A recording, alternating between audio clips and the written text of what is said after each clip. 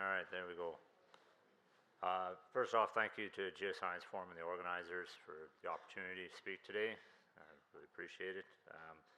So I know what you're all thinking. You spent a whole week talking about Yukon mining, getting excited about the potential, and to close it out, here comes the solar guy to make you feel guilty about your carbon footprint.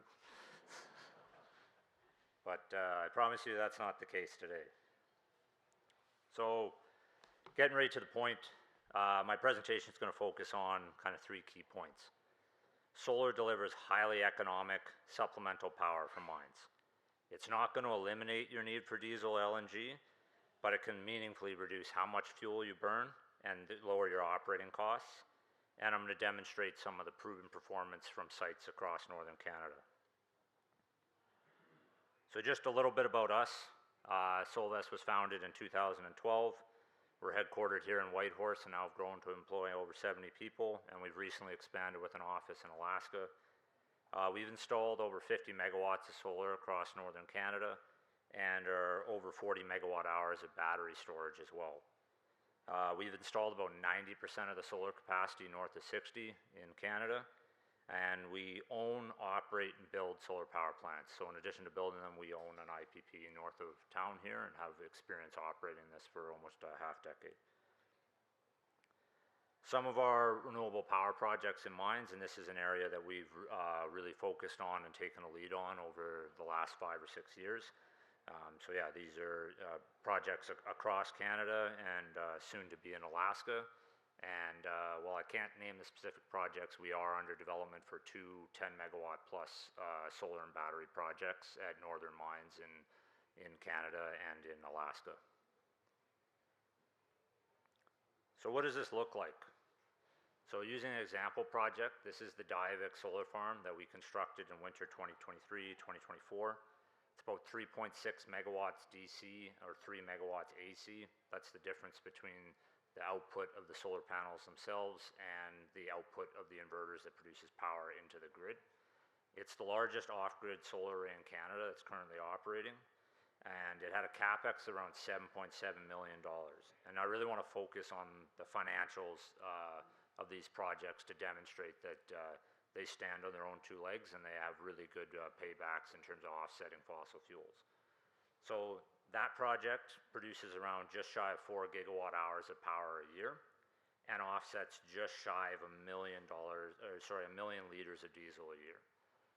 The price per liter at Diavik is roughly $2 a liter once they account trucking and costs on the ice road. So it has an annual savings after O&M of $1.8 million per year. So in less than 4 years, this project without funding or tax credits would pay for itself. I will be clear, they got funding from a federal carbon tax funding, but the project would stand on its own without it. Another way to have highly economic solar at mines is utilizing the roof space. Many mine sites have really large roofs. In some cases, they can accommodate up to 5 megawatts of power just on the roof, usually in mills, truck shops, and those sorts of powerhouse buildings.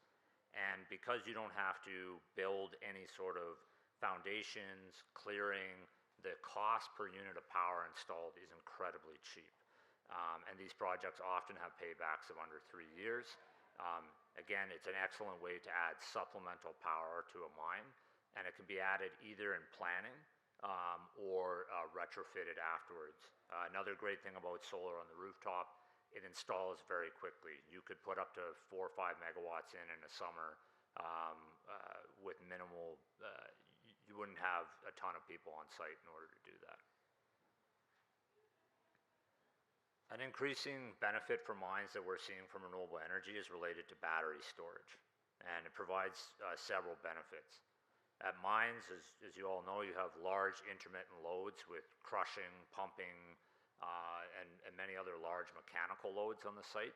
And the fluctuations in those loads mean that you're often running generators at inefficient loading in order to ensure that if everything turns on in a certain sequence, you can pick up that load. By adding a battery system, you can cut out engines from running in that entire time and have instantaneous power. It also means that if you have a loss of power from your engines, you can provide backup power, which can be really critical, especially if you're mining underground. You have no loss of power to ventilations or kind of critical life systems. And in some cases, with the fuel savings from offsetting engines, you're looking at, I think the fastest payback we've seen is 9 months on batteries that we've modeled, and typically it's under 2 years, just because the ability to displace engines that are running and the offset maintenance from that is quite significant. So what about exploration camps?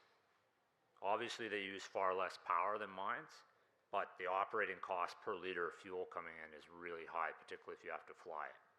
And the summer operating season up north lines really well with the ability to produce solar power. If you're far enough north, it can literally be almost 24 hours a day.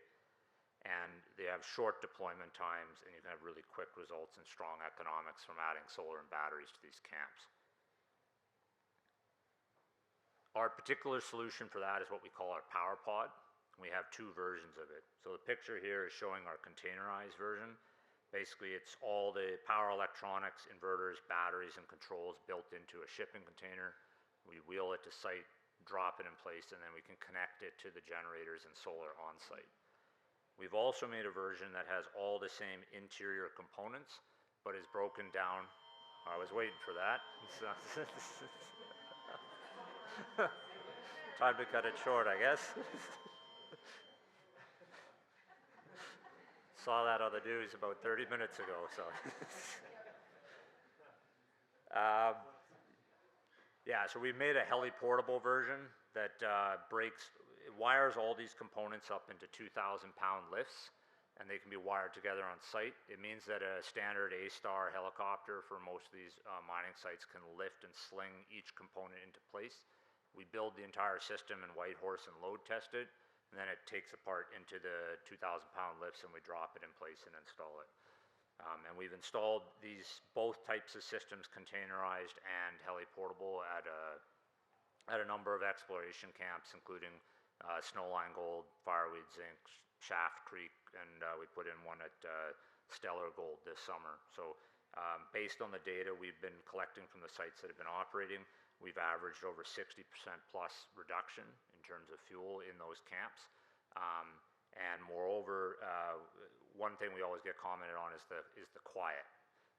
Having the generator shut off, it's a big change. One of the camps commented that people had to adjust on what they said at night in their tents, because the hum of the generator was no longer covering up everyone's nighttime gossip. So.